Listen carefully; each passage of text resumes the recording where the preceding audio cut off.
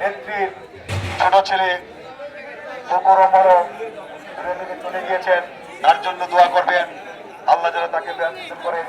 পাশাপাশি বিগত আন্দোলন সংগ্রাম করতে গিয়ে বিএনপির যে সকল নেতৃবৃন্দ কর্মীবৃন্দ শহীদ হয়েছেন, আজকে সকলের জন্য দোয়া করবেন, আল্লাহ যেন তাদের সকলকে জান্নাত নসিব করেন। পাশাপাশি আমি আপনাদের কাছে অনুরোধ করব, আমরা প্রত্যেকের জন্য দোয়া করব যেন সুজলা সফলা শস্য সবলা স্বনির্ভর বাংলাদেশ গড়ার আগ পর্যন্ত আমরা সকলে বেঁচে থাকি এবং রাজপথে সজাগ থাকি।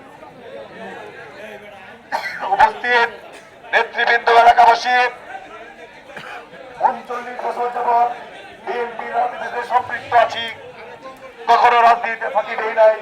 যখন দলের যে নির্দেশ হচ্ছে সেই নির্দেশকে বাস্তবায়ন করার জন্য জীবনের সর্বোচ্চ টাকা দিয়ে চেষ্টা করেছি।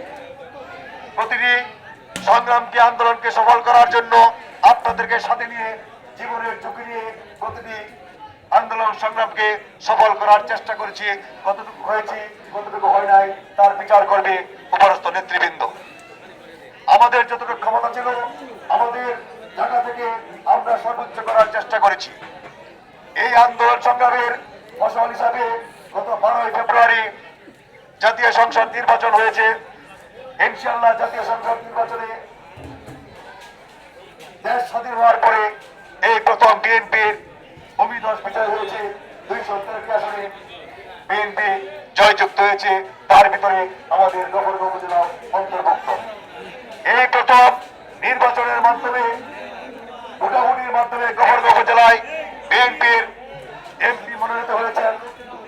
আপনারা এই দেশকে যদি সঠিক পথে পরিচালিত করতে হয়, দেশের উন্নয়ন যদি সঠিকভাবে করতে চান এবং দেশটা তারেক রহমান উনি যে প্রতিশ্রুতি দিয়েছেন এই প্রতিশ্রুতি যদি বাস্তবায়ন করতে চান তাহলে সকলে মিলে আমাদের জনপ্রতিনিধিকে সহযোগিতা করতে হবে।